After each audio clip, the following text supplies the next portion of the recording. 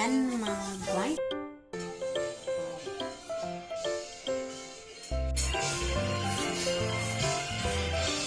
Ayan, nag-renovate sila ng bahay. Nag-aayos ng pintura.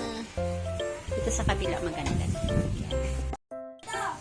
Ayan mga guys. Tapos na ang ating project. Ayan, nakikita nyo. Okay na yung project namin guys. Tapos na. Ito sa pinto, okay na. Ayan. Pati yung pintura, tapos na din.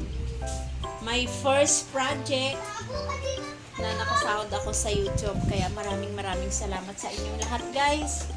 Na patuloy na nagsusuporta sa amin ni Papang. Maraming salamat po.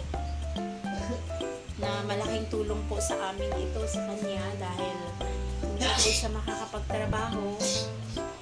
Dito na lang po siya sa bahay.